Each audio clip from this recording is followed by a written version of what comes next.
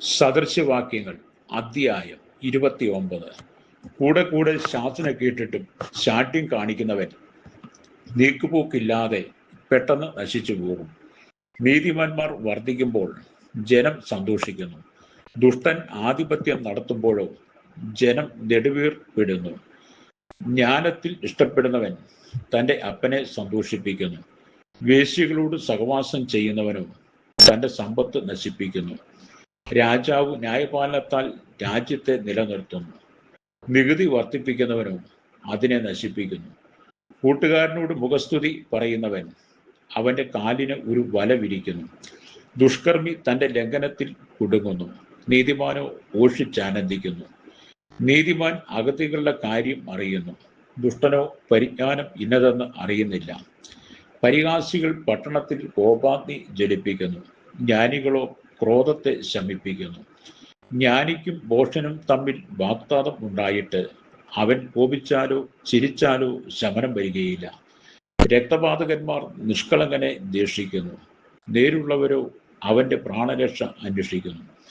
മൂഢൻ തൻ്റെ കോപത്തെ മുഴുവനും വെളിപ്പെടുത്തുന്നു. ജ്ഞാനിയോ അതിനെ അടക്കി ശമിപ്പിക്കുന്നു.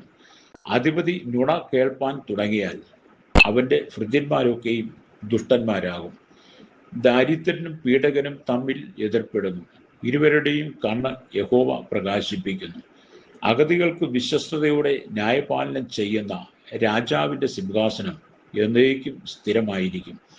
വടിയും ശാസനയും ജ്ഞാനത്തെ നൽകുന്നു. തന്നിഷ്ടത്തിന് വിട്ടിരുന്ന ബാലനും അമ്മയ്ക്ക് ലജ്ജ വരുത്തുന്നു. ദുഷ്ടന്മാർ പെരുകുമ്പോൾ അതിക്രമം പെരുകുന്നു. നീതിമാന്മാരോ അവരുടെ വീഴ്ച കാണും.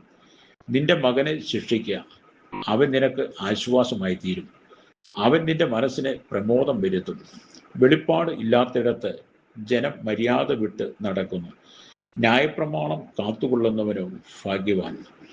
ദാസനെ ഗുണീകരിപ്പാൻ വാക്കു മാത്രം പോരാ, അവനത് ഗ്രഹിച്ചാലും കൂട്ടാക്കിയില്ലല്ലോ. വാക്കിൽ ബദ്ധപ്പാടുള്ള മനുഷ്യനെ നീ കാണുന്നുവോ? അവനേക്കാൾ മൂടനെക്കുറിച്ച് അധികം പ്രത്യാശയുണ്ട്. ദാസനെ ബാല്യം മുതൽ ലാളിച്ചു വളർത്തുന്നവനോട് അവൻ ഒടുക്കം ദുശാഠ്യം കാണിക്കും.